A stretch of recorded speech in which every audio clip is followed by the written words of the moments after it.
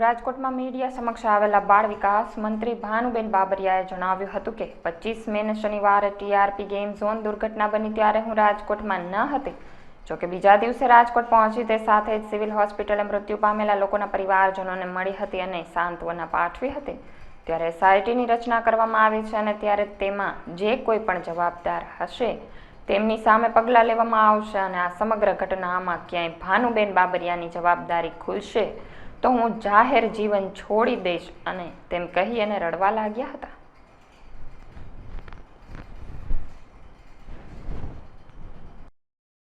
આટલા રૂપિયાને ક્યાંથી બનાવ્યા ને કોર્પોરેશનમાં પણ એનો 70-80 હજાર ને વધી લાખ રૂપિયા પગાર છે તો એટલા 5-5 કરોડનો બંગલો ક્યાંથી બનાવે છે એ તમને કોઈ સવાલ નહોતો? ભાઈ મેં વાત કરીને જે કાંઈ તપાસમાં નીકળશે ને એની કાર્યવાહી થશે. બીજાનો દાવ લેવો હોય તો અત્યારે દાવ લેવા નીકળ્યા છે એવું છે.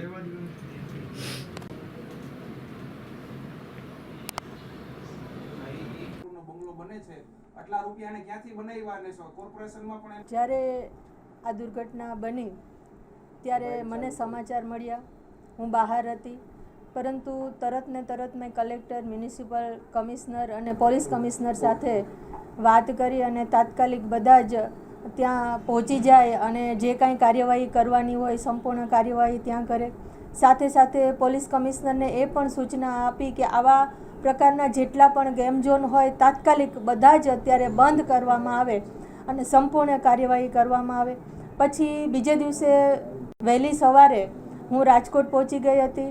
મુખ્યમંત્રી શ્રી ઘટના સ્થળે પહોંચ્યા અને હું સિવિલ હોસ્પિટલમાં હતી. ત્યાં મેં અધિકારીઓ સાથે સમગ્ર ઘટના બાબતે ચર્ચા કરી હતી અને ત્યાંથી પછી અમે લોકો ત્યાં એમ્સની વિઝિટ કરવા પણ ગયા હતા. મુખ્યમંત્રી સાથે એમ્સની વિઝિટ પણ કરી હતી અને ત્યાર પછી બપોરના 2:30 વાગે મેં ઘટના સ્થળની મુલાકાત ત્યાં પણ હું ગઈ હતી. પરંતુ જોગાનું જોગ મને એવું લાગે છે કે જ્યારે આવી કોઈ દુર્ઘટના બની હોય ત્યારે મને ફોટા પાડવા યોગ્ય ન લાગ્યા એટલે મેં મારા ત્યાં કોઈ પણ ફોટા નહોતા પાડ્યા, સિવિલ હોસ્પિટલમાં પણ ફોટા નહોતા પાડ્યા. ત્યાર પછી સોમવારના દિવસે મારા જ વિસ્તારના વોર્ડ નંબર 12ના એક વ્યક્તિ, તેમાં એનું પણ મૃત્યુ થયું હતું, નીરવ વેકરિયા કરીને. એના પરિવારને પણ મળવા ગઈ, એને પણ સાંત્વના આપી. ત્યાર પછી મારા વિસ્તારનું કોટા સાંગાણી તાલુકાનું ખરેડા ગામ છે, એ ખરેડા ગામમાં પણ સત્યપાલ કરીને એક યુવાનનું મૃત્યુ થયું આ દુર્ઘટનામાં, એમના પરિવારને પણ મળી હતી. ત્યાર પછી લોધિકા તાલુકાનું સાંગણવા ગામ છે, ત્યાંના જીતુબા કરીને છે, એમના પરિવારના પણ 5 વ્યક્તિ આ દુર્ઘટનામાં એક્સપાયર થયા હતા.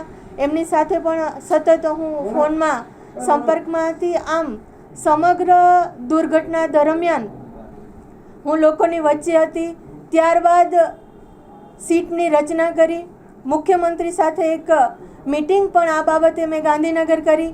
સીટની રચનામાં એક પણ ગુનેગારને છોડવામાં નહીં આવે. જ્યારે આટલા બધા લોકોએ 27 લોકોએ પોતાના જીવ ગુમાવ્યા છે ત્યારે એક મહિલા તરીકે મને પણ દુઃખ છે. હું પણ એક માં છું, મને પણ તકલીફ થાય છે કે જ્યારે આપણને થોડીક પણ વરાળ અડે અને આપણો હાથ બળી જાય છે કેટલી તકલીફ થાય છે.